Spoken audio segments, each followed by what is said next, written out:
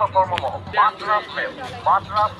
আপোনাৰ কঁকালৰ বিষ আঁঠি বিষ হাত ভৰি বিষ আদিৰ বাবে ব্যৱহাৰ কৰক ডাক্তৰ শ্ৰী ৰামচন্দ্ৰ কোচৰ তৈয়াৰী আয়ুৰ্বেদিক বাটৰাজ লেব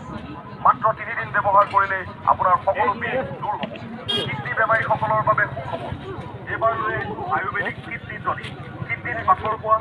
প্ৰস্ৰাৱ টুকটুকৈ পৰা প্ৰস্ৰাৱ ৰঙা হোৱা শৰীৰ দুৰ্বল প্ৰস্ৰাৱ বন্ধ হোৱা বমি হোৱা পেট ফুলি থকা জ্বৰ হোৱা আদিৰ বাবে ব্যৱহাৰ কৰক ডাক্তৰ শ্ৰী ৰামচন্দ্ৰ কোচৰ আয়ুৰ্বেদিক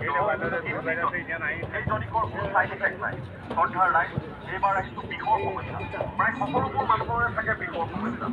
গতিকে এইবাৰ আপোনালোকলৈ লৈ আহিছোঁ ডাক্তৰ শ্ৰী ৰামচন্দ্ৰ কোচৰ আয়ুৰ্বেদিক ফুলকণি বিষয় দাঁতৰ বিষ মূৰৰ বিষ বতাহ চিঙা চুক হোৱা পেটৰ বিষ বমি হোৱা পাতলা শৌচ হোৱা পেচাবৰ বেমাৰ আদিৰ বাবে ব্যৱহাৰ কৰক বিষহৰি চকু ৰোগীৰ বাবে বিশুক হ'ব চকুৰ বিষ চকু ৰঙা পৰা আদিৰ বাবে ব্যৱহাৰ কৰক ডাক্তৰ শ্ৰী ৰামচন্দ্ৰ কোচৰ আয়ুৰ্বেদিক কাণ পাচাব সম্পূৰ্ণ আয়ুৰ্বেদিক গুণেৰে ভৰপূৰ কাণ পাচাব সন্মানীয় ৰাইজ আপোনালোকে জানে সৰু সৰু বেমাৰে মানুহক কেতিয়াবা নখেদি ডেৰ কোজ ওলোৱা নখৰ বিষ নখত পোক বা কীৰা লগা ওলাই থকাৰ বাবে ব্যৱহাৰ কৰক ডাক্তৰ শ্ৰী ৰামচন্দ্ৰ কোচৰ আয়ুৰ্বেদিক দৰৱ